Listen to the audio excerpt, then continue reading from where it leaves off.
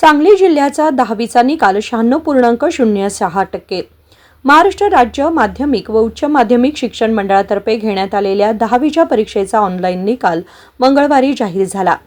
जिल्ह्याचा निकाल 96.09% लागला. यंदाही 10वीच्या निकालात पुन्हा मुलींनीच बाजी मारली असून त्यांचं प्रमाण सर्वाधिक म्हणजेच 98.03% आहे. पलूस तालुक्याचा सर्वाधिक 98.10% निकाल लागला. जिल्ह्यातील तब्बल 293 शाळांचा निकाल 100% लागला.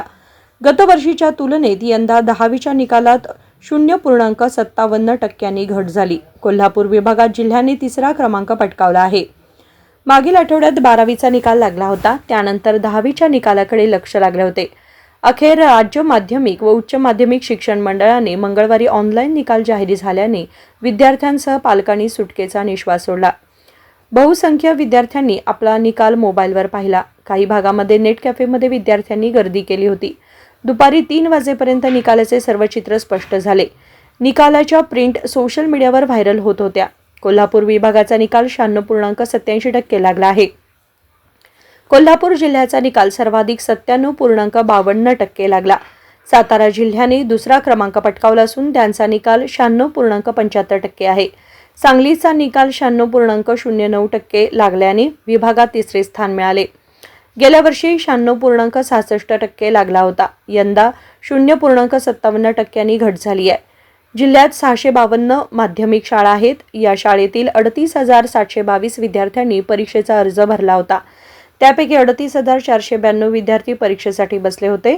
त्यापैकी 36,989 जण उत्तीर्ण झाले. केवळ 1,503 विद्यार्थी अनुत्तीर्ण झाले. जिल्ह्यात पुन्हा मुलींचीच बाजी. गेल्या आठवड्यात 12वीच्या निकालात मुलींनी बाजी मारली होती. 10वीच्या निकालातही मुलीच आघाडी होत्या.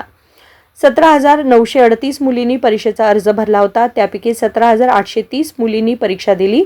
त्यामधून 17,479 मुली उत्तीर्ण झाल्या. त्यांचे प्रमाण 98.03% आहे. याशिवाय जिल्ह्यातील 20,784 मुलांनी परीक्षेचा अर्ज केला होता. त्यापैकी 20,662 विद्यार्थ्यांनी परीक्षा दिली होती. त्यापैकी 19,510 मुले उत्तीर्ण झाले. त्याचे प्रमाण 94.42% आहे. मुलांच्यापेक्षा मुलींच्या उत्तीर्णाचं प्रमाण 3.61% जास्त आहे.